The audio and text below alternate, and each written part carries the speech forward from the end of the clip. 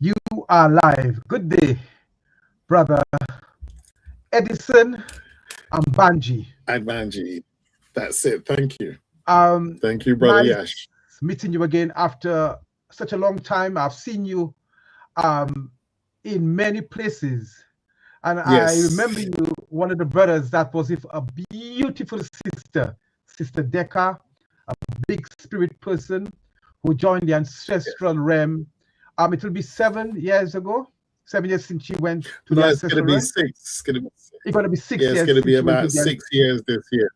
6 ancestral years. realm. And Yeah. it was so nice reminiscing with you about that beautiful spirit. And I'm glad that you able to continue her legacy and keeping her, because like you said a while ago, she not there in the body, Mm, but she's here in the spirit.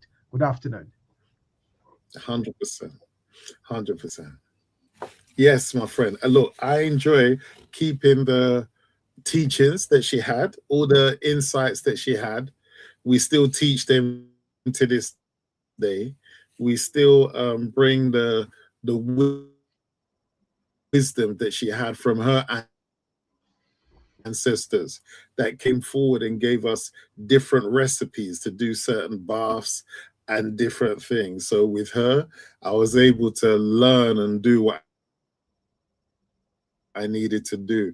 And her grandmother was very instrumental as being one of my teachers, as in to help me understand, see the spirit world, see the spirit world, see how you do various rituals and everything like that, and help me understand that we only die as far as the body is concerned, but the spirit is still living on hundreds, whatever years. But we were able to communicate through her because she was a trans medium. There's a lot of stuff people didn't know about her, but she was an actual trans medium that could allow ancestors to take over a body, and she couldn't have them speak. Yeah, but I'm glad her and her ancestors found me and we found her so that we could bring that understanding from the other side into this dimension, because it's not going to be in a book you find things. It's just going to be people you meet that's going to come and tell you something that only they've experienced, and maybe they don't get a chance to tell the world. So our aim is to try and tell people as many as we can about these kind of things so that they can know what they are capable of themselves. We all it's about is empowering you, making you realize that you are. When they say, "Are you spiritual?" You've got no choice. That's who you are. It's just understanding how you use it. That's all it is. Not whether you've got it. It's how you use it. That's all. But it's such a powerful thing that the traditions that Mm. our ancestors had, our great grandparents, our parents had, it came from a source. And if it was not working, then it wouldn't have lived on for so long. One of the things we fail to realize, if it doesn't, if it works, don't change it. But I think sadly, a lot of us have joined the fraternity of religion and Yeah. being hacked and harpooned into doing things that doesn't benefit us. So I'm quite happy, overjoyed to hear that you found that spiritual essence, meeting Sister Deca and her Yeah. grandmother. And today you can continue ancestral essence, that Yes. name that you said Sister Deca manifested. And That's today right. her essence still live on with us today. That's Today exactly we it. today we're speaking from Creative Thoughts Media, a channel that made to channel information. Brothers like you, Edison, Edison. and brother Jammers that we are waiting for. It's such a pleasure speaking to you as I'm knowing you able to break down the science of words and spells and utterances because you are a student of the best. Good afternoon. Thank you, thank you, thank you very much. Not in honesty, you're a student of the ancestors, which means you're a student of yourself. Inside you, we all have downloads, isn't it? We all have And things yeah, that come to us that we say, where did that come from? And we don't appreciate that our DNA is alive. yes, And all the yes. wisdom of our ancestors is still in our DNA, and it's still Hmm. accessible to us if we ask the right questions. Yep. Yeah? Yes. Yes, yes. Based on the questions that we ask, based on our ability to be calm and allow the information to come through, then we can find ourselves. If we could trust ourselves, we can bring some great wisdom to the world and to our family and to our community. Yeah, how many times are you there and someone asks you a question and then you hear in your head some voice come and give you some breakdown, and then by the time you finish saying it, you're looking and say, wow, I said that, I better write that down in case I forget it. We all have it in us. It's just getting you to feel confident that when you hear that, speak to that, as opposed to speak to something you were educated to believe, but you don't know if it's true or not. So, Brother Yeah. Edison, Don't what worry, my drew friend. you? What Sorry. drew you, or what attracted you, or what summoned you to be dealing with spirituality, Mhm. words, and spells? What drew you to that? What happened that had you that summoned you to become and Yeah. that teacher that you have become? Well, I'll be honest with you. Like most of us that are this way, we grew up and nothing else interested us. All that interested us really was finding out about these things. It didn't help, or it did help, that I grew up in an African or Nigerian household where the actual religion that we had, my father was I would say, pagan from my grandfather, and my grandmother was a Christian from her grandfather. So we had both sides in the house. So we went to Sunday school, but at the same time, I would see my father do rituals, which showed me about where we came from. Yeah, and our ancestors in that way. And I found myself gravitating towards the ancestral side because I could see that there was a power in there. Whereas the Christian side, it was believing in one thing, but there was the ancestor, you were believing in yourself and believing in what you could do. And from when I developed my connection with my own grandfather, who I never met, but I always felt his presence and I always felt his spirit. And then from when I could find out, there was this book by this woman, I think is Diane Cooper, that helped me to learn how to hear the ancestors. So you could hear them in your head and hear them initially in your throat, but then in your head. And from there, they just took me on my education. They took me through all the different schools of thought, Nation of Islam, right knowledge, right be it witchcraft, be it all different kind of thing, African, Yoruba traditions, all of these things. So we went through all those different schools and spent a long time in them so that you actually came to understand that all of them are similar and they're telling you about different stages of the story. I would say the African one, where I ended in the end, was the most powerful one because they were dealing with you. They weren't dealing with some God coming to save you. They were telling you that you were a God asleep and you were waiting for you to wake up and remember all the different things that you used to do. The thing about the African tradition is they're not dealing with how much money you're going to earn or how much properties you're going to buy. The people in the village were not living like that. So when they were dealing with their spirituality, it was dealing with them traveling to different dimensions, speaking with the forest, being able to communicate with trees, being able to recognize which plant was a medicine plant that could help you. People just kind of think, how do we get all these medicines? How did everyone work out that this plant helps you with this and this plant helps you with that? Unless you communicated with the plant. This was no trial and error where someone just said, oh, that plant looks good. You should eat that and you're going to feel better.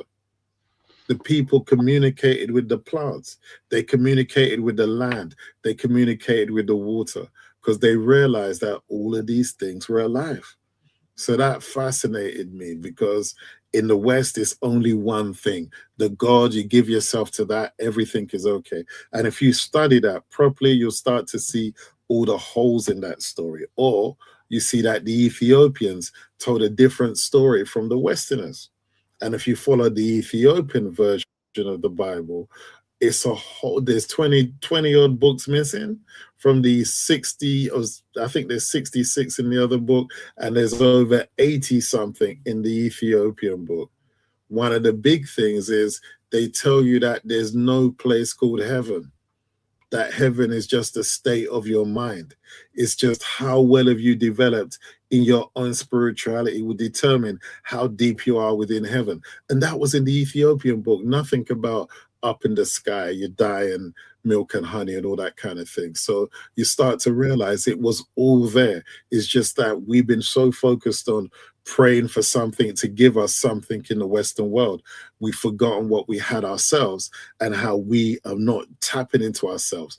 We're tapping into our material selves or material ideas, and we're not improving spiritually. We're only improving materially, and in honesty, we're never satisfied with that. Brother, I do agree. I do agree with you, because something you mentioned a while ago. How can we tap into the plants, into the into the land? Somebody will say that sounds spooky. How would you help somebody understand the concept that we had, communicating with plants, communicating with land? Because it's something that we have that's hibernated in our thoughts. How can you reactivate that in other people for that want to understand it? No problem, because they had there was an understanding that your physical body is just something you inherited from your family. Yeah, all of us, we can look in the mirror and the face that we have is not our original face.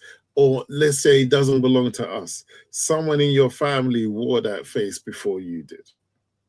So we inherit our bodies as suits from our family. That's why one eye will look like this. You'll smile and you'll look like your parents smile. Your nose will be like your parents' nose. Your ears will be like your parents' ears. So we recognize back then that your consciousness was not your body. Your body was something separate that you walked around in, but your consciousness was your consciousness. But it's the same thing for a tree. The tree, the outer bark of the tree, is not the essence of the tree. We know that the tree has a spirit. It has energy moving through it. Otherwise, the tree would not grow. What is the energy behind the tree? Don't get me wrong. I understand its roots pulls energy from the ground, but that would suggest that the ground has energy that is actually raising the actual tree. Yeah, so the tree is alive. The ground has an electrical current. You see, if an apple drops from a tree, yeah, we keep confusing the fact, and we see the apple when we said all that apple flesh is for us, but the apple flesh is actually for the seeds in the apple. So when it lands on the ground, the actual flesh of the apple, the seeds eat until they grow. That sprout that comes out, that goes into the ground. And then once that's gone into the ground, then they can feed off the land. The actual earth is alive and it has its own electrical current. The same thing with water. That water now, the memory of water, how is water? It's the only substance that can freeze, yeah? And then it's can go into a solid block. It can just be normal water as we see. And then it can turn to steam and it can leave where it is and reconstitute somewhere else. So the water is alive as well. And we understood back then that everything was alive and our consciousness can communicate with the consciousness of everything. So we could communicate with the trees. We could communicate with the earth. We can communicate with the plants, with the seeds. We can communicate with the water. So the science of airways, they call it, where when you pick up a plant, and we see it now in all these movies, Avatar and everything, and we're all dazzled. But this is what we've been doing for thousands of years.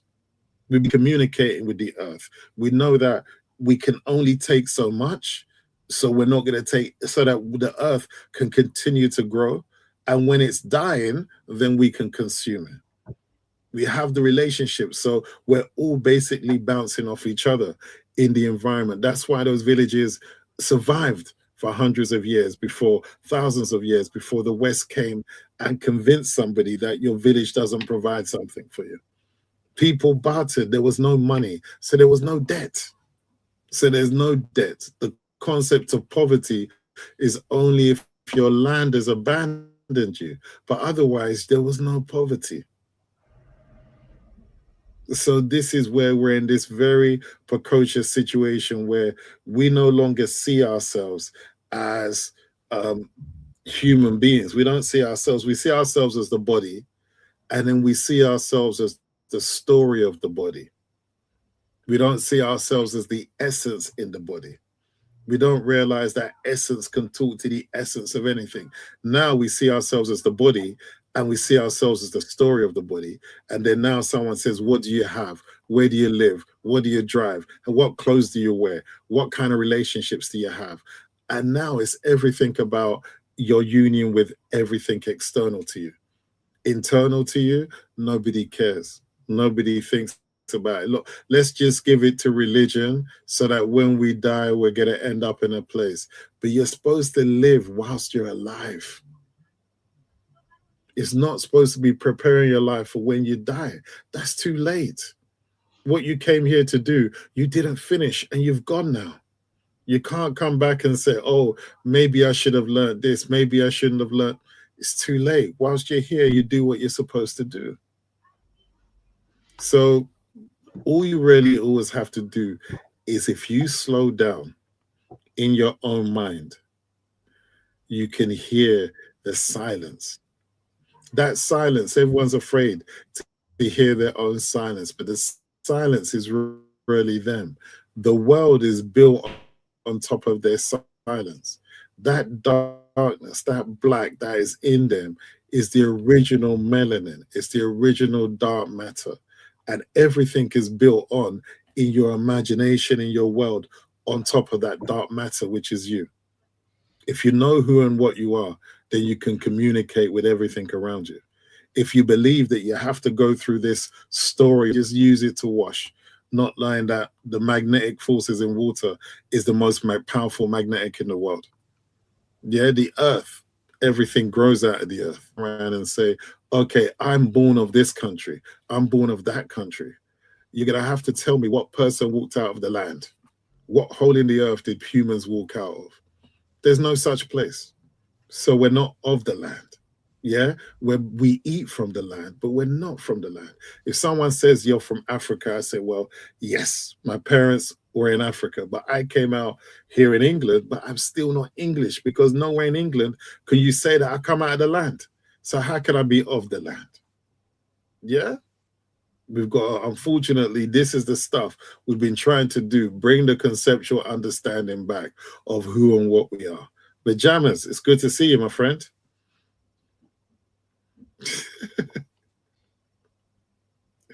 But the Jammers, we cannot hear you. Put your mic on.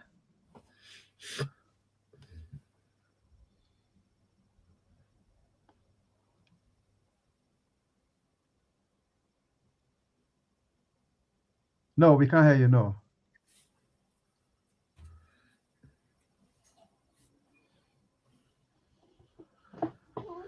Yes, as Jammers get in, as Jammers trying to come on, I hear you. So, in a sense, you're saying that everything is not what we see it as. It goes beyond that, because check, boom. Check. Yes, Jammers, you're on now. You're live. Nice to see you.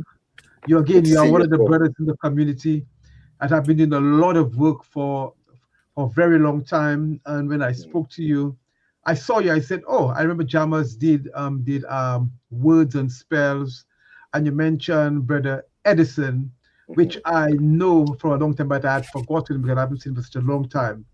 So, so we are just speaking about the utterances of words and the spirit, and the brother is giving some good iteration of what he experienced and why he went into what he went into. So so brother Anderson, just now, Thomas will come to you just now. Brother and Edison, so like I said, you were saying a while ago that everything are interconnected. There is no one thing that is. Everything is. So when we live in a is yeah, in a place go on. of separation, then we only creating that illusion that somebody have created for us. Thank you. Someone has labeled something, and the label, this is the whole concept of words. Labels create separation. Labels unify you. If you had a family, then you'd have to say, this is the father. He separates himself from the family. This is the mother. These are the children. Just by giving everyone a label, it changes the fact that they're all joined together as one family. And now the labels are going to have responsibilities. And then from when you get into the responsibilities, before you know, you're confused. You say, oh, but am I responsible for you? You're responsible for me? And this is the problem that we have, that the labels and the words is what creates the confusion. Otherwise, we're all one. It's just that we're in different stages of understanding ourselves. That's all. So Jamal, so when it comes, yes, so Jamal, so when it comes to the labels, I mean, how can you add on, because you are very versed with the language that we're using today, and suppressing our spirit, because we never created those code of languages, and we use words that's suppressing us. I know you and Brother Edison work together so we can rock and roll, because y'all have been having the show, I think every Wednesday. So I guess we can just speak and make it nice and warm and cordial, no problem. And make it flow nicely. So the floor is yours, Brother Jammers. Yeah, well, firstly, just like a dog learns sounds, that's exactly how we've been trained to respond to a sound. They call it phonetics, and we don't even know why they use that sound for the action, because they've disguised what the sound is. We're basically using a Latin word, and we don't even know it's a Latin word, and it's by design to keep us unaware, just like a dog moves but doesn't know why this sound applies to the action. We're moving to the sound that we don't even know why we're moving to the sound. So this is what they've done. Basically, we're moving to a sound that is a Latin sound. A third of the English language are Latin sounds, but we're never told that. We have been tricked into thinking it's English. This is why we don't know exactly what we're doing. We're basically, what's happened is the sound has been reconfigured to be orders for us to follow. The sound has been reconfigured to be commands. Rules. Sorry? Commands. Yeah. So basically what's happened, let me just start at the starting point. So what's happened, etymology, they say it's the history, but it means the true sound. So if etymology is the true sound, and it's not studied in the schools or are not studied for the layman, what sounds are we using? Basically, the first principle that I have to bring is Ferdinand de Saussure, who was one of the founding father of linguistics. And what he said is the letting go of the letter and the study of sound is the first step towards freedom. So this means that the letters that we've been given are deceptive and disguising the sound that is being hidden. So for instance, the word true has an action in it. because they're saying that etymology comes from the Greek word true. So true has an action in it. It's in the word rue. Rue means when you're in a state of sorrow and despair. Yeah. So what happened by the very meaning of the word true is that we were lured into being, our feelings were ones of being sorrowful, being one, so we could be controlled, and we could, and rights could be created for us to follow. So I said we were lured into rue. Rue means sorrow. Rue means sorrow. Rue means when you feel weak. Rue means when you feel depressed. Rue means when you're susceptible to an order.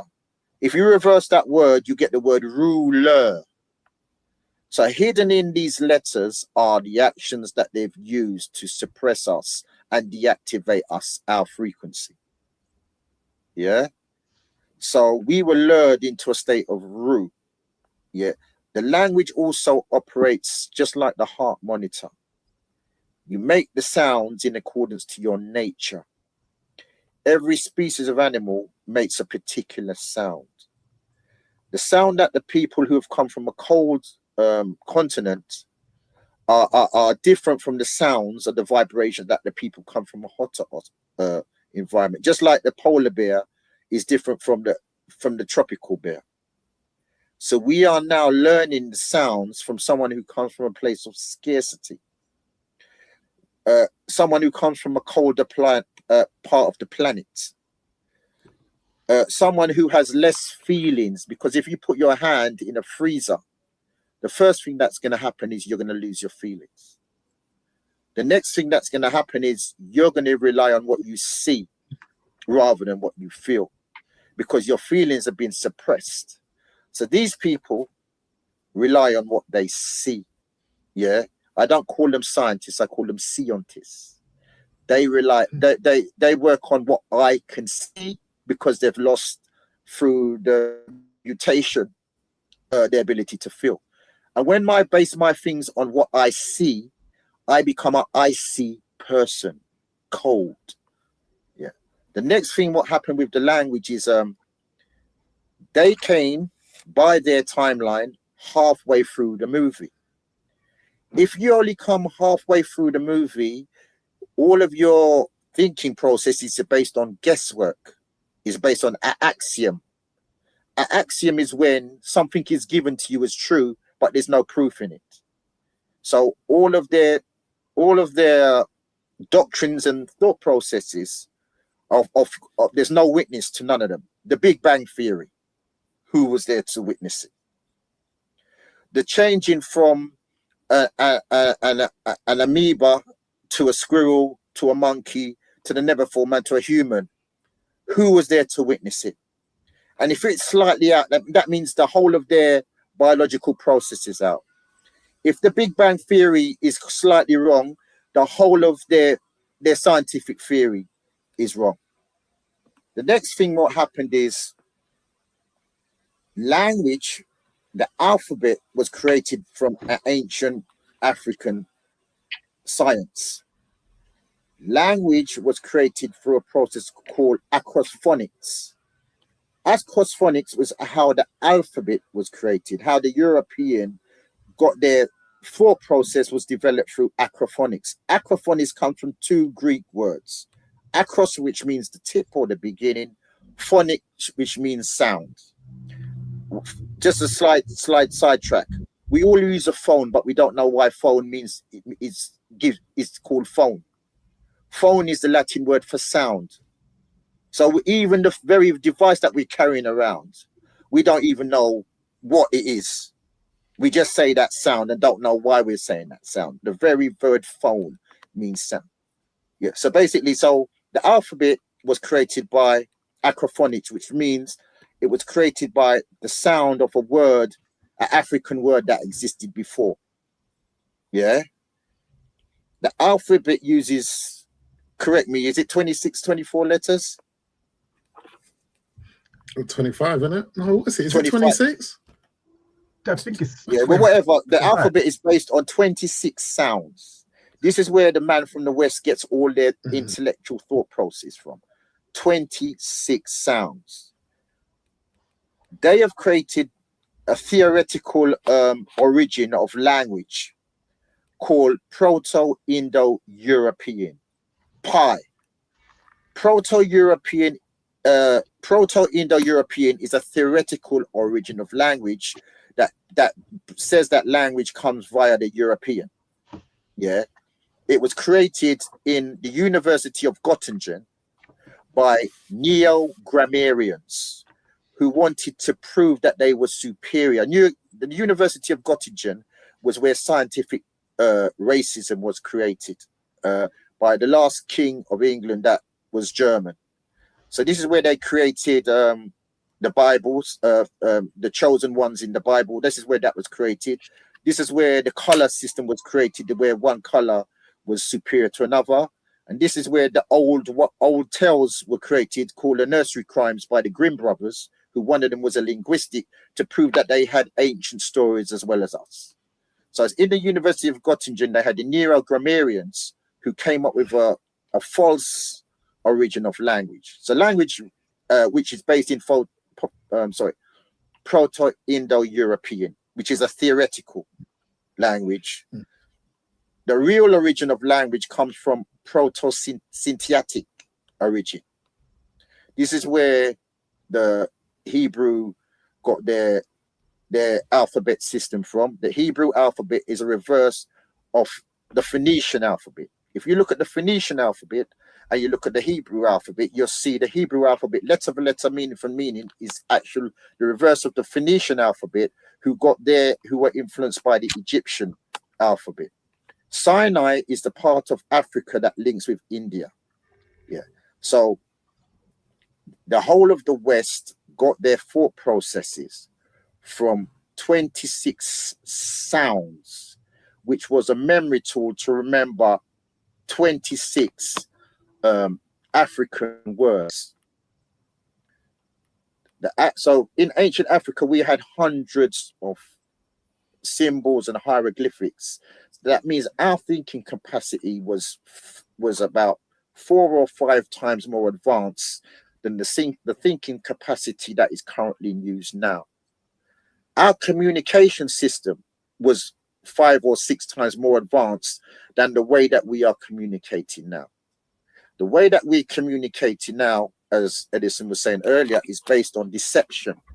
It's based on hiding the true essence of what a word is. This is what Latin is. It's called a code of law, a code of practice. A code is what you use when you want to hide your original intention from somebody. So we are learning the codes, but not what the codes are. Yeah, even the word the first thing that we don't even know is what the word read is. The word read has 2 Latin sounds in there. Re, which means to go back.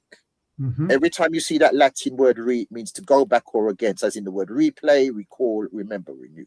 But they don't want to tell you that, because then you'll know the hidden, and they call it the hidden symbol. They call it the hidden symbols. Yeah. So then you've got the word ad, means to move, as in the word advance. When you're going forward, you get admittance to something. You're going to a club, you can get admittance, and admire is when you're moving towards something that you like. So the word read has 2 actions in it. It means move to the back. Yeah, move to the back. So if you want to understand something, they've tricked us to thinking that the language, we're writing words from left to right, when you actually read what you've written from right to left. For instance, criminology. To decipher criminology, you have to say the sounds backwards. Ology is the study of, or word of, crime. Biology, you have to say the sound backwards to ascertain the meaning, which is, ology is the study of bio, which is the Latin word for life. So you don't go to a dictionary to find out what a word is. You go to a dictionary just to find another word. when the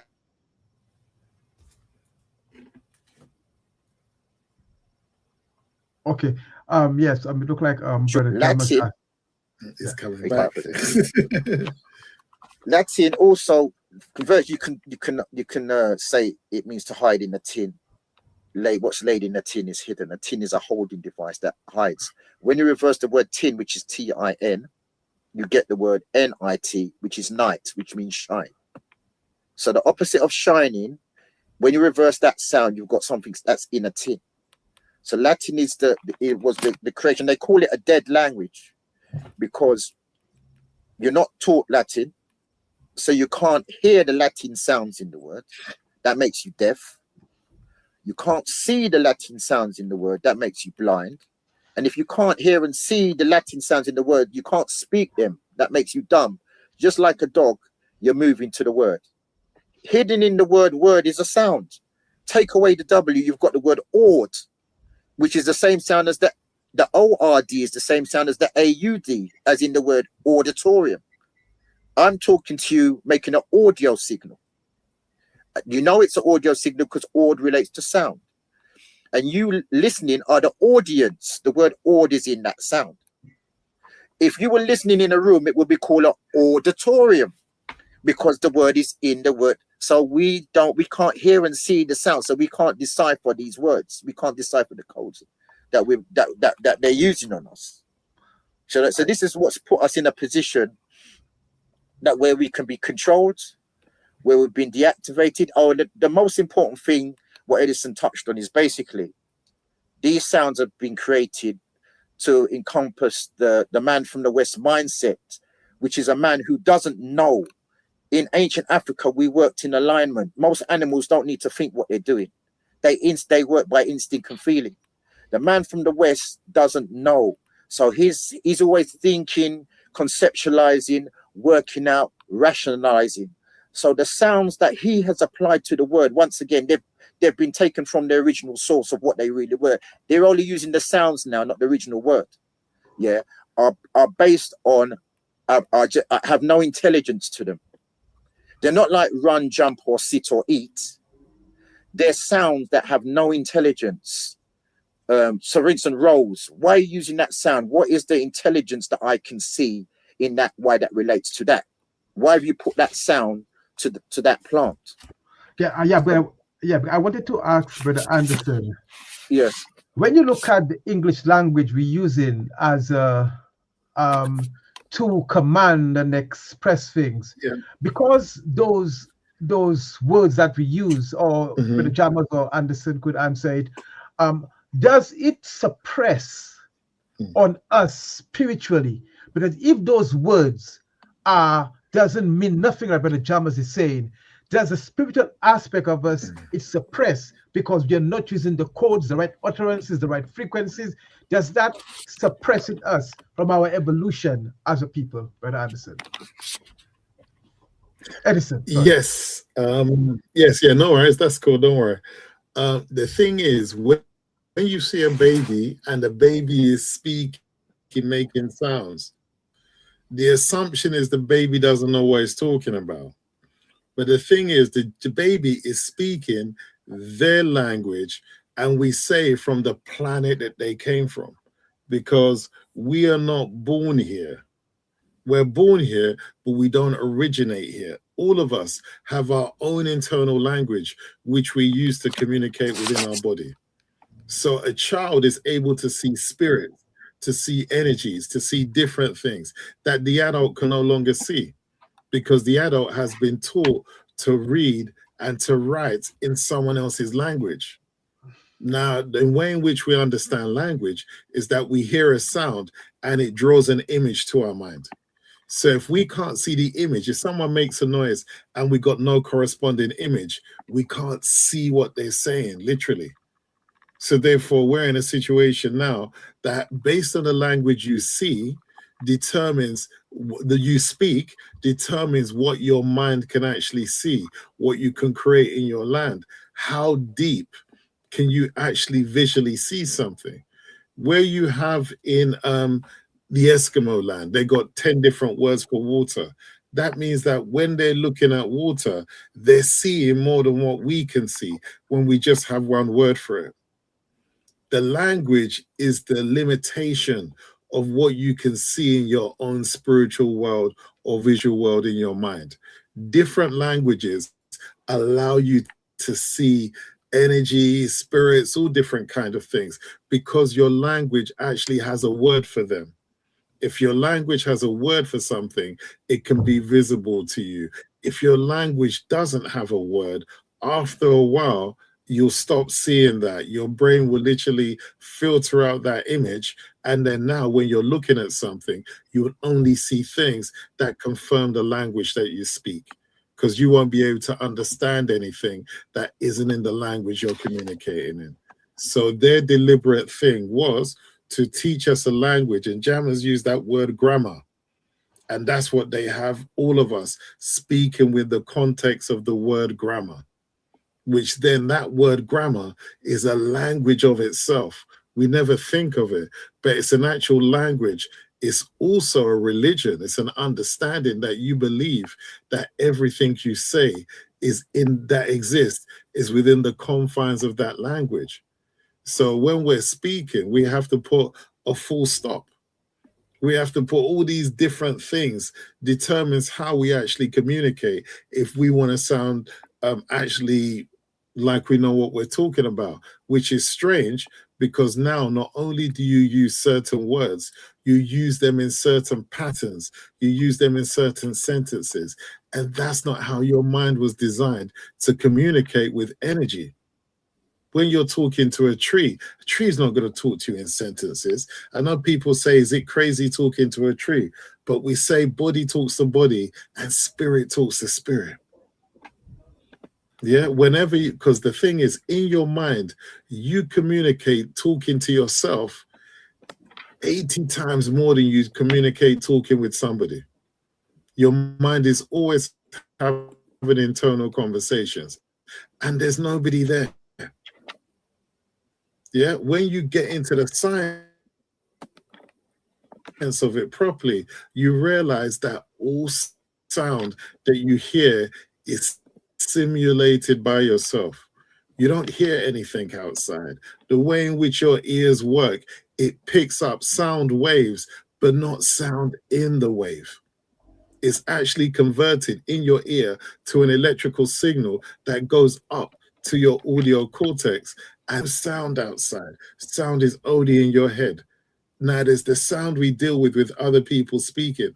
But like I said, 80% of the sound you create in your head is you talking to yourself.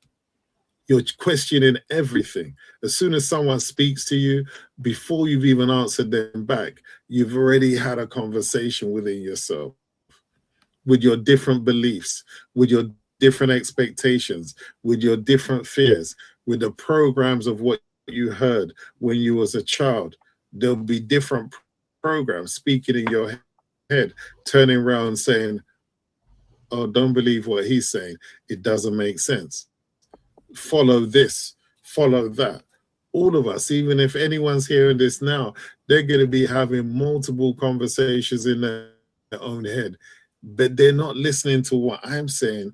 They're listening to conversations they're having within themselves.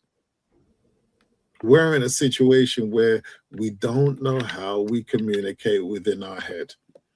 And as Brother Yash said at the very beginning, these different conversations we have in our head are the ones that guide us in what we're doing, that direct us in what we're going to do next. You're going to have a thought. The thought is going to come into your head. 90% of what you think you don't say. But eventually you get to the point where you've looked, what does that say? How are they going to react? How are they going to understand it? And then you create the process of you actually generating some sort of sound wave out of your mouth for the other person to catch. Yeah, we haven't been taught how we really communicate within ourselves, how everything, all these voices you're hearing in your head are persuading you, are guiding you, are making you afraid, or are encouraging you. And then you think second. most of us are being convinced to hold ourselves back, to humiliate yourself. Don't look like you don't know what you're talking about. And all these voices, as neuroscience can tell you, I could break it down, but it'd be boring. But it could tell you about how you're communicating in your head and how there's different programs within you preventing you from saying what you really want and making you feel bad about yourself because you're hearing voices tell you, oh, you're not very good, or you're not very clever, or you're not very articulate. This is stuff that was. Go ahead. Yeah, sorry. Yeah, this is stuff. Yes. Because No, I would like y'all are two giants. We say two big crabs gonna stay in the same hole. I would like y'all to come individually one day because y'all have so much to share, and I think that I know y'all work together, but I would like y'all to come again individually and for us to have a one-to-one because I think y'all are giants. Y'all have a lot of information to share. So it's lovely hearing you and Jama speaking. So maybe Jama, when you finish, Jama can build upon what you're saying there, and we can continue the lovely conversation. No problem, my friend. I don't mind to leave you at this juncture and let Jammers carry on, because again, I just came in as a guest. We could just bounce off each other. Yeah, but yes. I mean, this is what we do. It's what we do. We just bounce off each other anyway. That's nice. Yes. Okay. This is what we do. We can bounce. Yeah, we bounce. So basically, I want everybody who's listening or accompanying, are you actually looking at the letters, or are the letters looking at you? Yeah. Because you can't go past a letter without it communicating to you. You'll see something and it's going to draw your attention in. And just by drawing your attention in, it's going to give you a suggestion of what to do next. So are letters just basically static objects? Or as Edison would say, are they energy fields now? You know. So Edison, would you like to touch in on that? What you just said, yeah, because I was going to say, look at a child being taught how to read and to write, and you notice that if you ever see it, because we're not always around young children, but you're going to see how they say C is K and L is L and E is A and D is D, and how they're not just giving them the letter to look at, which is an image, they're also giving them a sound to attach to that letter. So that child, because of the age that they are, and under the age of 7, their brain is elastic. It just picks up things quick because it can't reason yet. All it can do is just, absorb. So you're teaching the child those programs. So by the time that they're 10 or 11, they can't even remember when they learn how to read or write. They can't remember Edison, the L or K or what Edison, have you. You see, they just do it. But Edison, you see what you just said? That is how you create a spell. Because a spell is something that you can't see or feel. It. That's what my dad used to watch his Western movie, and when you watch his Western movie, you could wave your hand in front of his face, call his name. You could even maybe try and take his money out of his pocket. He would not even know. So basically, letters is in the sound, make you let things happen to you. Yeah, because you're not, when you reverse the word let, you've got the word tell. Oh, I can tell what's happening. But when you reverse that sound, you're letting things happen. So you've become a letter who lets things happen to you. Yeah. And so what's happened now is they're hiding, as I said before. That the trance? Is that the trance? James? Oh, yeah. Is that the trance? Well, that's the thing. Yeah, because it puts you into the trance. So the words and letters are taught to put you into a trance, to visualize what words are actually being spoken. What you've just said there is what you've just said there. See what you've just said there. To go into anything in the West, anything in the West that you go into, there's a word for it. Anything you leave in the West, there's a word for it. When you leave something, it's called an exit. Two words. Exit is something you leave. It's in the word. Yeah. Inside the word to go into anything in the West is called an entrance. En means in, as in the word enlighten, empower. It means in power, in light. In means to go in, and trance is what just Edison was talking about. A trance.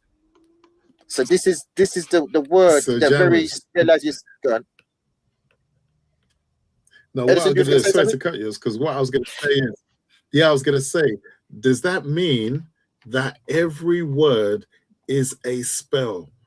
Because it's not only a spell, it's a program. And as a result of it being programmed, there's an action expected to go with when you hear the utterance of a word. So that would suggest every word is a command waiting for you to follow. Well, so all what of I'd it like to say, was spells, because all of it what I means, would like to say is more because spell means force, yeah. Because impel means a force in, repel means a force back.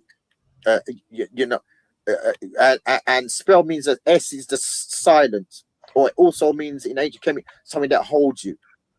You know, so spell means trance means when you're just unaware of what's going on.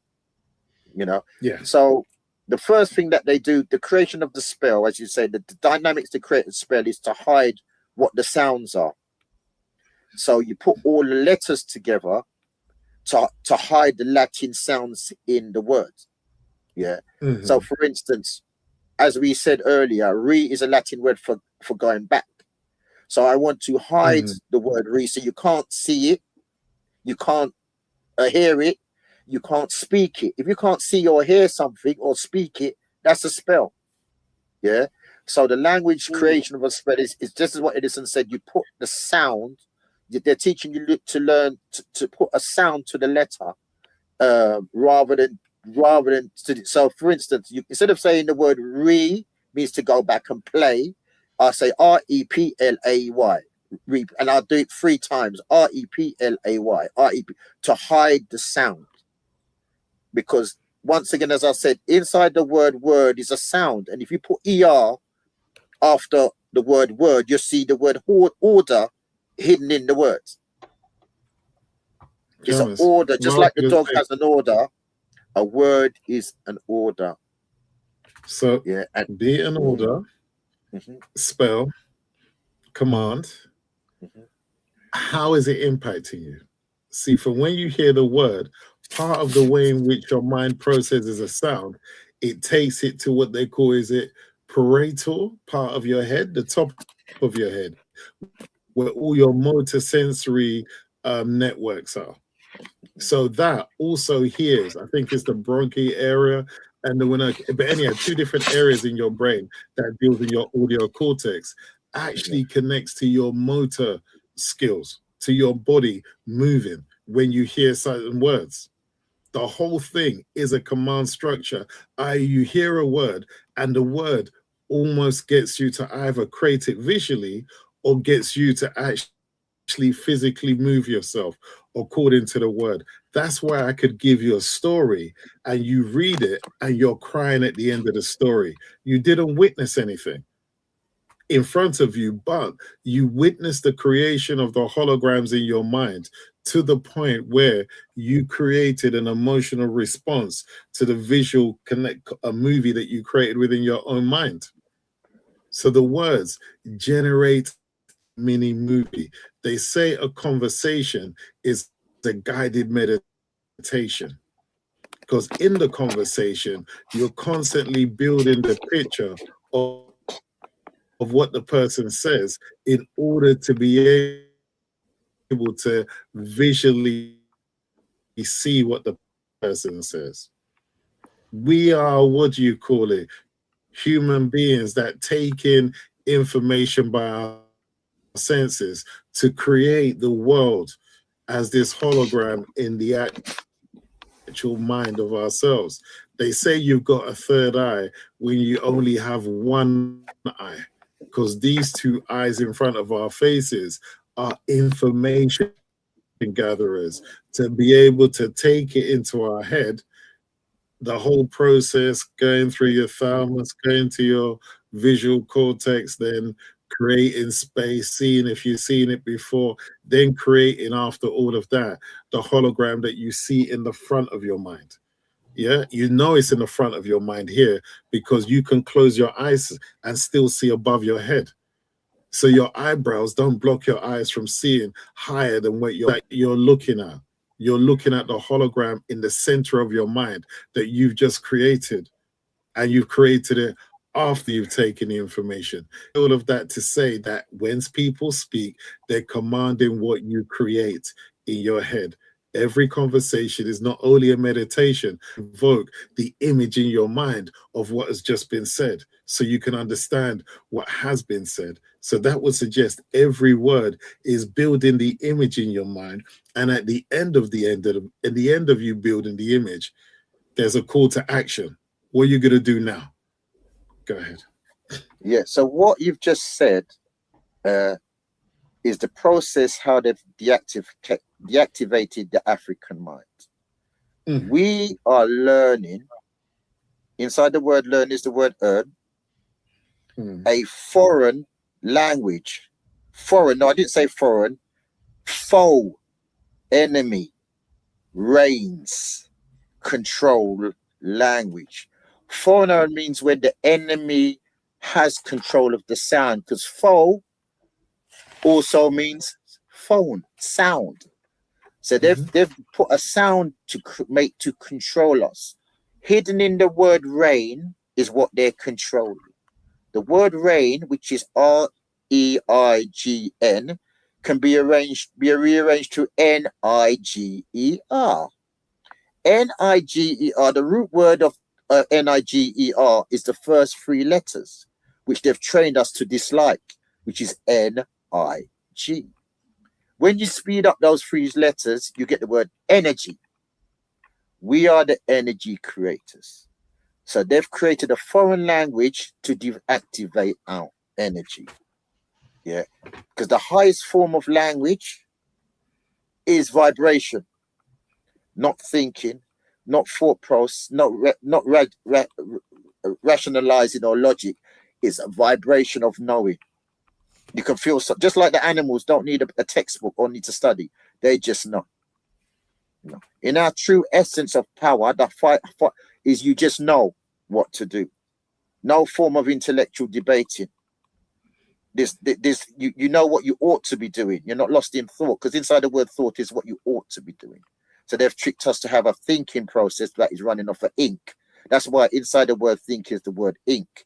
And ink runs off a pen, and a pen is a holding device, as in a penitentiary, as in a playpen, a pig pen, and it's also punishment, as in a penitentiary.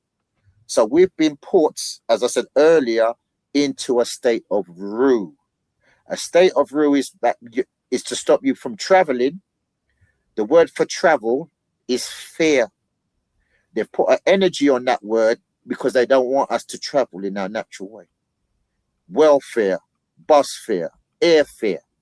Fear really means to travel. But they show you images, usually black images in a horror movie or a dark place, and say that word fear to make you do the opposite when you hear it, not to travel. So they put you in a state of rue. The language has been put to put you in a state of rue. And what they do it by the art of storytelling called poetics, which is based on tragedy, a bad situation happening where you've got a hero and villain. The next thing, and then Edison come back, is the process that they learn language, once again, is not based on intelligence, it's based on differences. Oh, that's a rose because that's different from a dandelion. Oh, that's a dandelion because it's different from a tree. Not intelligent. They make sounds based on differences. So this is why they're aware of what's different with you. And this is why they separate. And when you make a sound based on differences and separation, you develop a bipolar mentality where it's black against white, high against low, dark against light. And this is their process that you see in every movie that they do.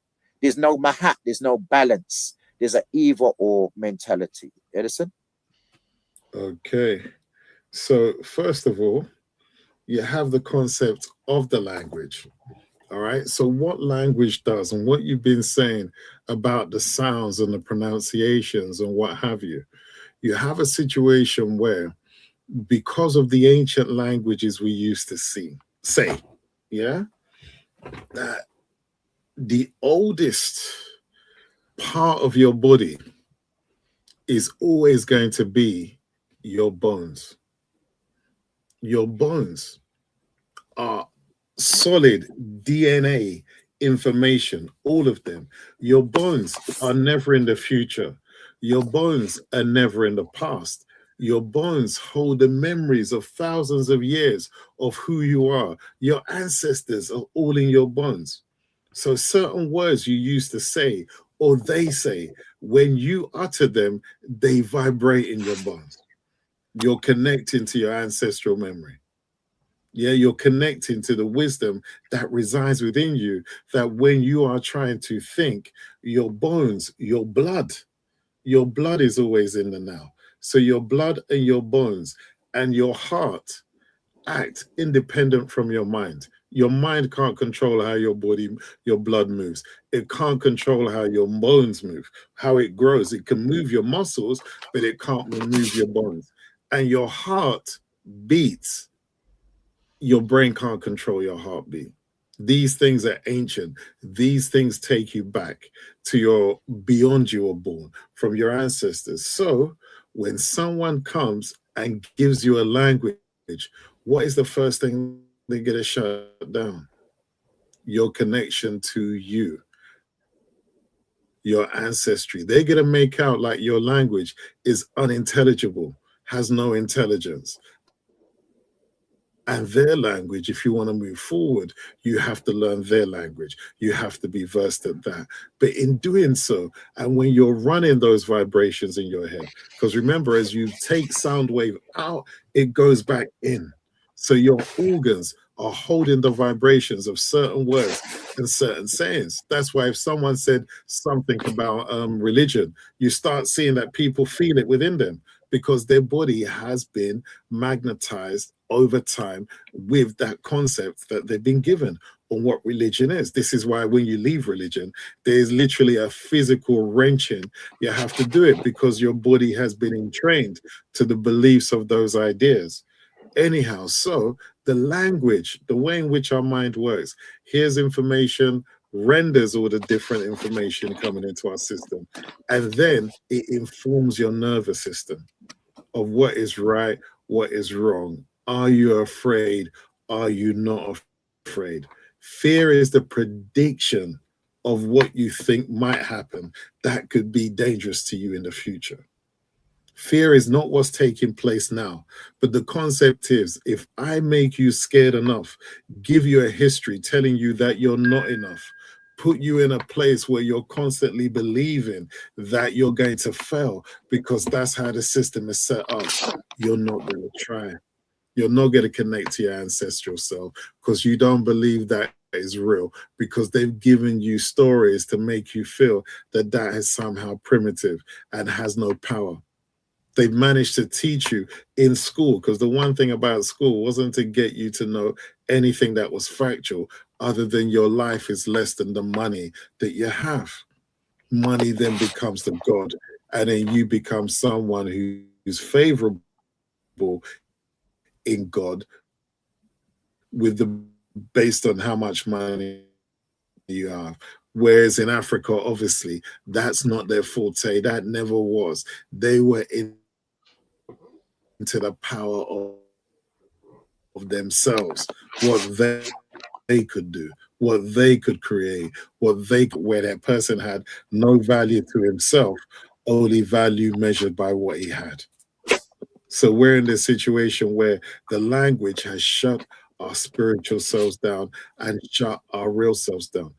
Is in your blood. The real you is in the wisdom that is beyond what you can be taught in this world, that you brought into this world by just merely existing. That's the real you. The language is to steal that and put you in a prison where you can only see what you've been taught to believe. And anything else that exists outside of that, your brain can't create because it doesn't know the words to use to make it. Yeah. So can I ask a question? In terms of words, you see lots Go of ahead. children there, they are not what you call academic. They are Yeah. more creators, they are more creative. Some Mm-hmm. of them, they say they are dyslexic. For Mm-hmm. our children, they say they are hyper. Mm-hmm. What part of the teachings in the language that cause our children to be labeled with so many different things like OC like like when they are hyper or when they are dyslexic or when they are more practical, they like to create things, make things, do things, but when it comes to what they are taught, they are not really comprehending and applying it the way that the system expect them to do it, so they are cast aside as being a certain way. What causing that, and how can you teach or tell our audience um, what to do in regards to those situations? The first thing Terms, you we want have me to to. take it or you got it? Oh, you can start. You can start it off. Then start it off. Yeah. Because what I would say is, um, in the West, they've got this funny feeling that unless you can understand things their way, they don't trust you. And your level of intelligence is purely based on your capacity to understand their ways and understanding. Children were not meant to be sitting down at a certain age. Young boys, no. Young girls, maybe. But they were still asked to go and play up until a certain age so that they could understand themselves, understand nature, understand the world in themselves.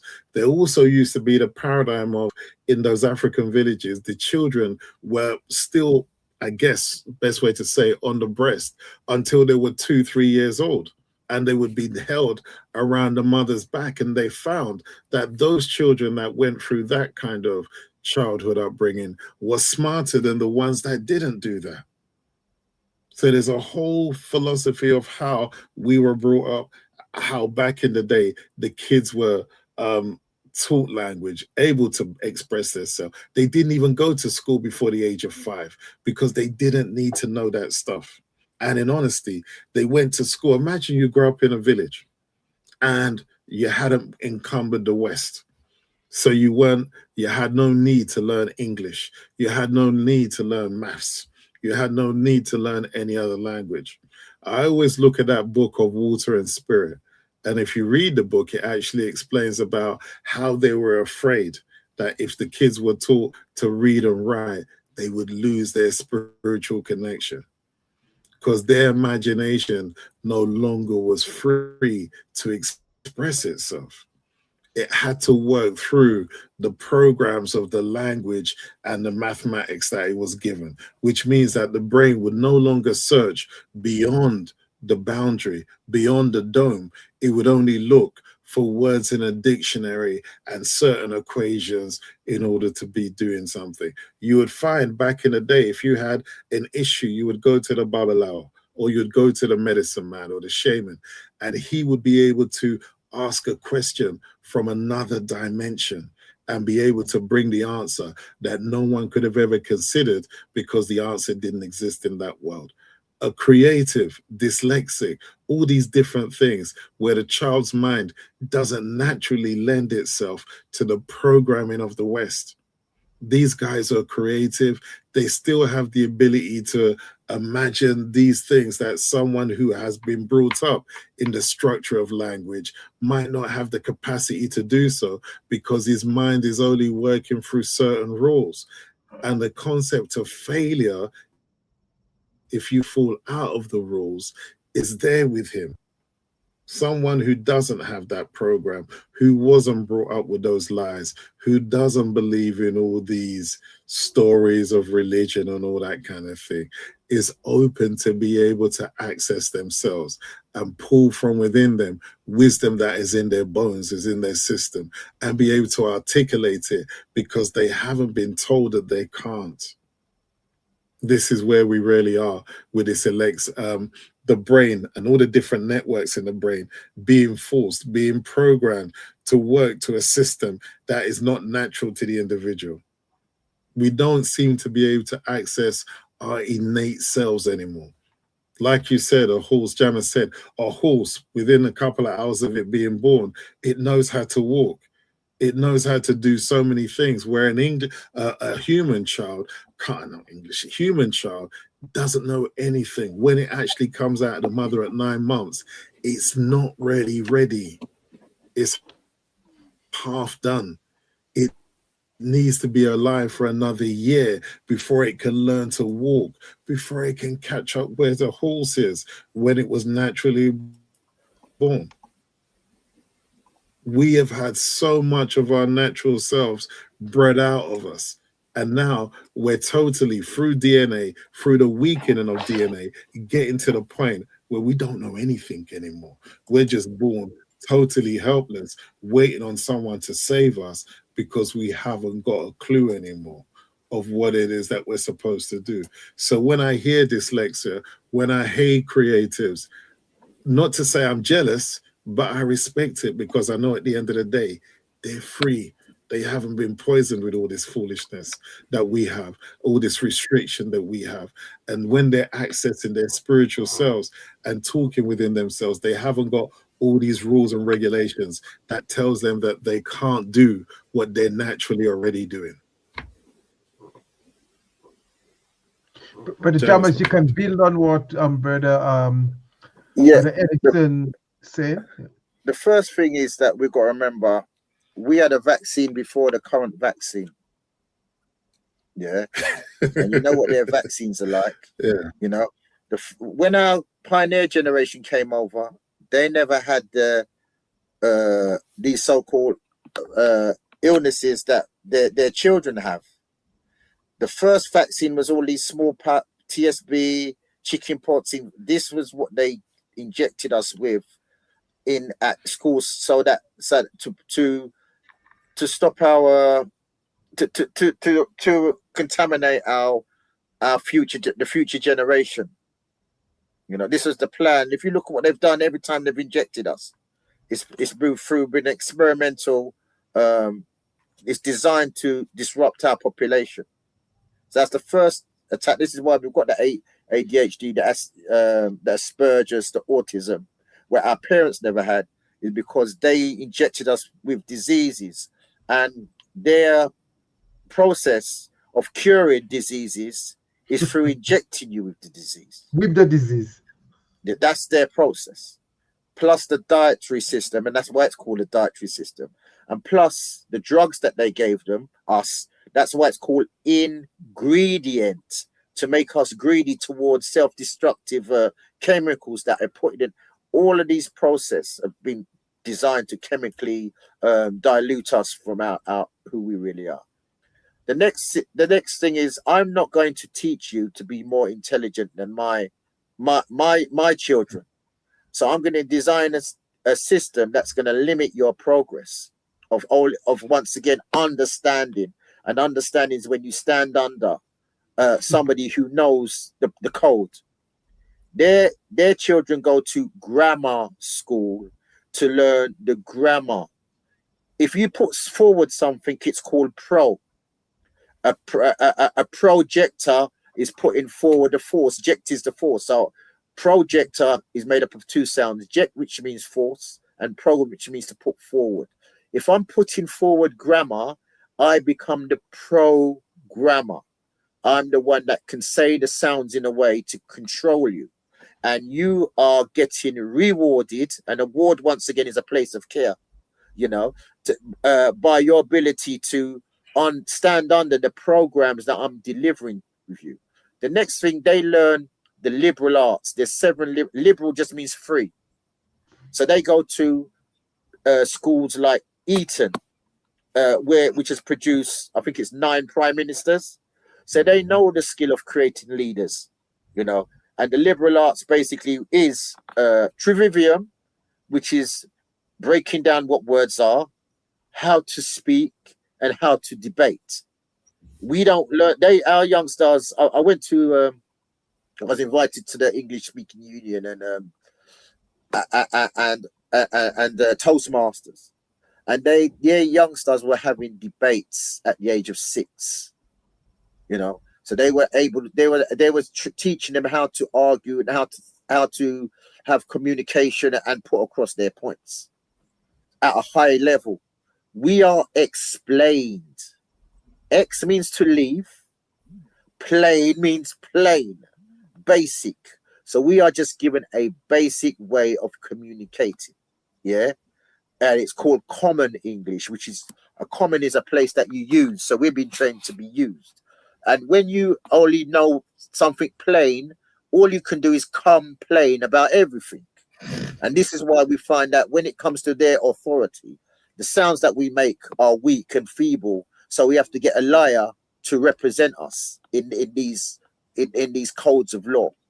You know, so the system has been is meticulously been designed to stop us from being as intellectually profound as we can be. It's a deliberate attempt through the language system, as I was saying, the spelling system. All to be a professional, you have to know Latin. All the sciences use Latin. You can't go into a chemist and get something for your cold. You have to go to the doctor who gives you the Latin word influenza on a prescription to enable you to get access to it. So this is what it is. These are codes, and basically you have the every field of practice has its own code, and that is the barrier that has been designed to stop us getting through. So there's a whole plethora of things that they've thrown at us to limit us, especially our youngsters. It's called a lesson because they lesson us with the lesson. You call it a pupil because you only look at things one way. One eye, a pupil is one eye. You only look at things one way. And if you only look at things one way, the word pupil backwards is L-I-P, lip, U-P, up. If you're taught to just look at things only what's been told to you, then you keep quiet. You know? And this is why we are speaking in a sentence, because we are in a sentence. You know, a sentence is when you've been given a period of time where you are being controlled and restricted. And the English language is called subject, verb, object. But you're never told what force the subject is under, because subject means sub means under, and jet means force. So anybody who does anything in English language is the subject. Even the Queen used to say our subjects, but the subject once again is hiding what the jet is, and we're under a jet, and the jet means force. That's why govern, inside the word govern is the word over, you know, because they want you to stand under, and ment stands for mental. So governmental. So they govern means to control. When you govern a ship, you're the control of the ship. So really, government really means mind control. Govern your mind, yeah, control your mind. Yeah. It means control, but government. And inside the word govern, once again, is the word over. You know, that's why they want you to stand under them. Understand? Mm-hmm. Yes, See, yes, lovely. You're accepting their authority. Mm-hmm. Yes, because you find that the way certain pedigrees on the planet are wired, people from the like the sun people, especially people that come from near the equator, mm-hmm. we seems cannot always comprehend. To comprehend what they are saying, we have to behave like them, talk like them. They want to control us so that we will be them in another flesh, you know. So, and that's how they say you are bright, you have reached the highest achievement. Is it that the language that they are uploading us with, our body kind of repels or rejects it, and that's why they put us, like you say, in the Asperger's, in the autism, or in all of those categories, or we are lazy, or we are slow? Is it that why our body, our mind, our brains repelling it, and that's why we are placed in those categories? in those things. Well, all you got to do, yeah. Then Edison coming on this. Just look how we dance, our perception of rhythm, and words are notes. That's why you write in a notebook, and that's why you notice things. So words are noticed. So if you look at our natural perception of rhythm, frequency, and vibration, I can move in a certain way, and you will pick up that instantaneously and be able to do that. We can communicate just by a movement, so that means that we have a multifaceted way of absorbing information. We do not absorb information just like I said if you look at something in and something in our DNA, we process information in a multiplicity of ways. So we have been trained, and what does a train do? It runs on a line. Yeah, we have been trained to run like a train, force to suppress our natural inherent talent of vibration from multiplicity of ways, and being restricted into learning or being taught a way that is foreign to us, our actual nature. Yeah, we don't learn to dance how they learn to dance, how they used to learn to dance, like a parrot. Have to practice the step. You could just, as I said, the highest frequency of intelligence is to be able to feel the vibration and transmit that vibration and absorb that power and pull it into you, and you can feel what they feel. That's what we do. I can feel the way you feel instantaneously.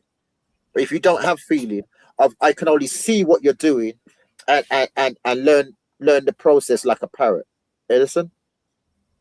Yeah, there's a famous saying, a man forced against his will is of the same opinion still. We have to wear a mask. We wear a mask every day to fit into the society. We realized a long time ago, they're not trying to get us in a way that they can be equal, is more get us in a way that we can be useful to them. But we have to know all their different ways, all their different thoughts, all their different foods, how their customs are. We become mimics. We now mirror them so that they feel comfortable with us, because they've convinced us that what we have is nothing and what they have is everything. And because they've taught us that money is more valuable than ourselves, we're quite happy to sacrifice ourselves to get their money. So we're in this very strange situation where the young generation has grown up amongst them, which is a problem, because our generation, we knew we was mimicking them. We, back when we get home, we know exactly that we're going to change that voice, change that accent, eat our foods, drink our drinks, do our dance, do our ways. But the young generation, they didn't grow up with that. They went out of their way to kill the old spirit. The young kids grew up with them, and they're working out, hold on, why do I have to run away from the police? Why do I have to be polite to the police? We all knew growing up, be polite to the police. Then they'll go away and leave you alone. The youngsters will be telling the police exactly what they think. And we're sitting there like, no, you can't do that, because we know what's going to happen. But they're looking at us and say, but why was you scared? We grew up with them. We saw exactly who they are. There's nothing to be afraid of here. But we knew that they were dark. We knew what they had within them. So we're in a situation where the younger generation don't want to wear the mask. And as such, they're going to have to create their own realities to live in, because they're not going to fit in, or they're going to have to take over that. We already know that reality has to mimic the children. They have to mimic us to do anything new. Nothing is done. Country and Western is still in country and Western. And there's still blacks in there out there. Go ahead, carry on. Yeah, Edison, they've got a word for that. Yeah, it's called kid. This is what they call children. Kid napping. What does napping mean? Is when you're asleep. So I'm going to kid you to put you to sleep, so then I can take you. That's the process that they're doing with the young. You always remember that at Christmas time, they target the young stars with all the latest toys. So the parents are forced to do what the youngsters do. This society is making the children the authority for exactly that process, so they can shape the young mind. The young mind can be shaped. Once again, they always say you can't teach an old. You can't teach an old dog new tricks. New tricks, because the old dog can't be tricked anymore. You know, there's a paradigm of where, how do you say, intelligence runs on logic and experience, yeah? But what they do is they remove the intelligence, they remove the facts, and get everyone to move on emotions. Emotions is much easier to control than logic. So now they have everyone emotional. Everyone's no longer looking at the facts, because the facts are never going to be shared with them. What's going to be told to them is what's happened, how someone suffered, so that the person can lean into their emotion to think. And you can't think emotionally. All you can do is react emotionally. So they're having everyone react to everything and understand nothing. So this is where they've got the youngster reacting to everything, understanding nothing, because they deliberately undereducated him, or undereducated the child, and having the child in the situation where they can't get into the higher bracket of things because they don't have the intelligence or weren't informed of what they needed to know to get there. Yeah, but one thing I'll say, Brother Jammers said something. There is a saying, you can't teach an old dog new tricks, but it sounds like it's in the negative. But it's the reverse psychology they keep on using us all the time to lock us into a vibrational frequency of being reactionaries. So when we hear that, we feel bad, and because we react, we haven't taken time to think of it. But what does that really mean? But the way Jama phrased it, you can realize that you cannot teach an old dog, because you're already an old dog. You can't fool an old fool, because we you're already fooled. We're already done. We know it. We know it. And that's what it is. Because basically, to deactivate something, you've got to make it. You've got to teach them how to drive the car in reverse. Yes. You know, our book was called a book of ascendancy. They call it the book of the dead. Their religion has a dead man on a cross. Which book is the book of the dead? So they use verses against us. A verse means to turn. Yeah. So verse means to turn. So that's why everything is written in a verse, because verse means to reverse you, to turn you. Hidden in the word verse, which is verse, is a code word for serve, serve. So once you can see what I see, and you no longer feel what you feel, I can use you. Look at the word use. You've got the word you see in it. So once you're working on what they've given you to see, you're no longer feeling what you need to be able to do. So that's why everything is written in a verse, because it's designed to turn you. And that's why we're in an adverse situation, because we're moving to what is being versed. Even the word advert means to turn you away from where you're supposed to be going. You know. So once again, a polar bear can't teach a tropical bear what to do. You never see no species of that. You don't see a fly listening to a mouse, or an antelope listening to a lion. We're the only species of animal on the planet that is listening to somebody who does the opposite of what we do. And that's what they say. Everything they see, they call it an object. Ob means against, jet means force. So everything they see, they use a force against it by their own mouthpiece. Object also means I don't like what I see. Yeah, and so basically, these people once again don't like who they are. They feel repelled by nature. They only see differences. What they like, they kill. Look at the word like backwards. You'll see the word kill in it. Inside the word skill is the word kill. When you come from that kind of climate, your DNA is about destroying and destructive. A kill means that you can eat again and you can feed your family. You know, so that's what it's about. You know, we're learning how to be the reverse of what we really are by taking on these sounds that they're giving us. And that's the secret, what they're using. They're using reverse psychology on us. Edison? Even the word learn have earn in it also. And earn means to earn what and what's a earn? You earn money, but what's a earn? Earn is basically every time you use your energy, earn is a whole that makes, so anytime you're using your energy, you know, you don't realize that you're in pain because you're not doing for self. That's why I'm paying you, because paying, hidden in the word pain is the word pain. You know, so so basically it's your pain is being diluted by this cash that you've been given, you know, but you're actually moving against who you really are every time you're learning to earn. Yeah? I'm laughing at that word earn, because that same word earn is what you hold ashes. Yeah. And ashes is when you've been burned to the point of death, then you're held in an urn. So you're held in something. Go ahead. Can you see the ash in the word cash? Of course. Oh, you have to burn yourself in order to earn yourself. There you go. Yeah. Yeah. I mean, you know, it is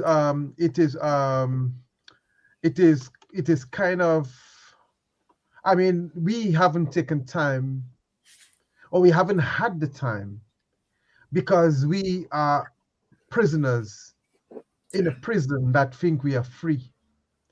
Because everything we do created on a construct that we find a language or code of communication.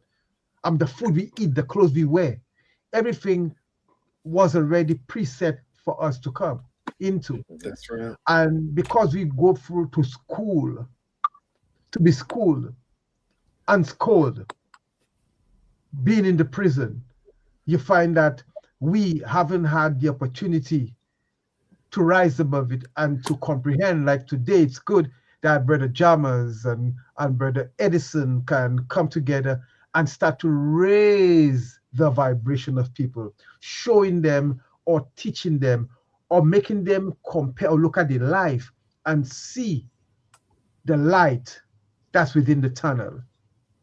So when you'll come here on Creative Thoughts Media, which is quite a new channel I started off recently, because this is what we want to share with the community. We want a one-stop shop. People could come in on that channel and come and add themselves, come and share with the community, come and expand. You know, so that's why I asked Brother Jammers, and Brother Jammers suggested, we have a next brother that I work with very tightly. We should come on together, and which I appreciate. You know, so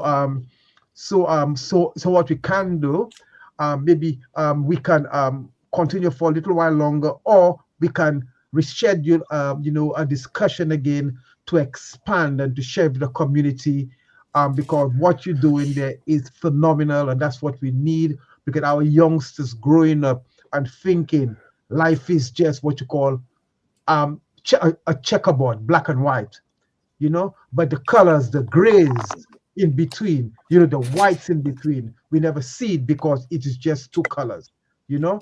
And this is why I really appreciate y'all coming on and you're sharing the knowledge with us. No problem. You're close when you said checkerboard. It's a chessboard. Look at what's on the chessboard: king, queen, knights, bishop, pawns. They're running their show of what the Moors gave them. And it's black or white, which is not colors that you would ever see in Africa that have all different colors. We're always constantly with different colors because we're aware that this is how our spirit is. Colors. But one thing I've got to say, sorry, they are the colored people, not us. Everywhere they go, they cull everything. You know, cull is when you choose, I want to take this and I want to throw away this. Our cull is in the word color. They are the colored people. And even if you look at the word colored, you see the word red at the end of it. And red is the warning sign of when they get found out, you know. So we don't color anything. They're the ones who are the colorers. Sorry, Edison. No, it's okay, my friend. It's interesting what you're saying, because another time we can come and really speak to the prison. Yeah, the prison of language, the prison in your mind, the way that they've actually taught us that we are free to just fit in with their choices. We don't have choices of our own. We can only choose choices from the ones they presented to us. And as such, our mind becomes restricted in the actual total infinity of what we can comprehend. We're restricted to the rules of it. And the rules mean that how do you say, the child can never outgrow the father, even though the irony of it is that we are the father, but we've been taught that we're the child. I And we're just mean, moving farther and farther away from who we are. yes, you see, well, I'm well said. Maybe again we can look at Brother Jammers and Brother Edison for us to do, who knows, a PowerPoint presentation, because if you all like to, and before we maybe sign off, Brother Jammers, I know you have written a couple of books. If you could share in if your books is available, where it's available, and Brother Edison, can you talk to us a little bit before we end the show about ancestral essence, what is all about, and we can end the show from there. Okay. Yeah, I've written 3 books actually. The first one I banned myself because it was so controversial. The second one, I'm not even going to say the title. The second one was How My Mind Works, and the third one was Etymology, which is less like the dictionary. But when I read those books, I always knew that the last book was going to be the first book, and the first book was going to be the last book. So what I'm doing now, that the actual etymology one is being rewritten, and as soon as it's available, I'll let this platform know about it. So basically, etymology is basically what we're talking about, what the words really are, but it's also going to have a workbook to how to use it as well. Because I found the first book showed you what the words are like a dictionary, but it didn't have the how to. So this one is having the how to. So the Creative Minds will be with the first people we'll contact. So just keep listening to Creative Minds, and you'll be able to get your hands on that. Edison? Okay. As I was telling you when we was off air, we created Ancestral Essence for me to maintain the experiences that I had with our great sister Decca, and how when we created it, we realized that the African spirituality was almost becoming like a religion.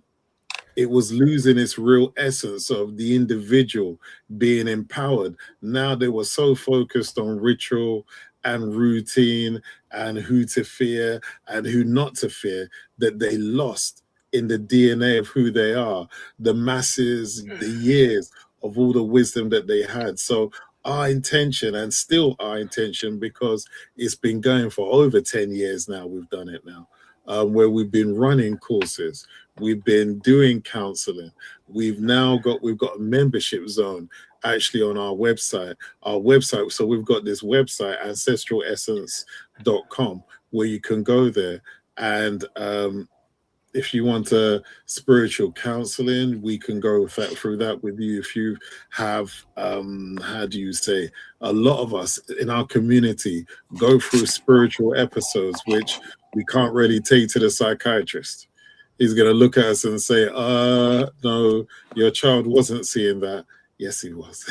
Your child wasn't going through that. Yes, he was. And many of us of ourselves, we know we got the spiritual awakening within ourselves, but we're scared to talk about it because we're afraid it's going to be deemed as that we're crazy or what have you. So at our side, we know what that is like. We've all been through it ourselves. So we can help guide you through what you need to do so you can find what you have within you. We always like to say, we're not teaching you, we're just reminding you of what you can do. We also do readings where we actually show you how to communicate and speak to your ancestors and what have you. It's a process we've been using, like I said, for over 10 years, and it's successful. It gets you there, and before you know, all those different voices that you hear in your head all the time, we can identify the one which is your ancestor, so you can actually have your dialogue with them, and you'll find a lot of the other voices in your head will calm down once you've understood that. We also we have different courses that we advertise on the actual website. We've got one coming up in a couple of weeks, fortunately exclusive to people that have done previous courses, but we are bringing out a book which I will let everyone know when it comes out. It's called Being Human, the Hidden Influences That Run Our Lives, and it speaks to all the different voices that you hear within you, that we've identified at least 7 different characters, and show you how they are impacting in your and in your different views about yourself and about the world. So we're working very hard to reveal what has been hidden or not shown, so you can actually live the life you came to live, as opposed to fear the life that you're actually in. Yeah, so just visit, look for us on ancestralessence.com, and leave a note, a message, and we can get back to you and have a discussion on how we can help you, or if we can't help you, how we can guide you to where you need to go, and have a discussion on that. So yes, thank you very much, Brother Yash, for allowing us to come on. Like I say, Jammers was the one. I'm glad he tags me along, as we do, as our tag team works like that. So yeah, I'll be grateful to come back on, both of us again. And again, we'll just prepare our PowerPoints so we can go through what we need to go through. So no, thank you very much.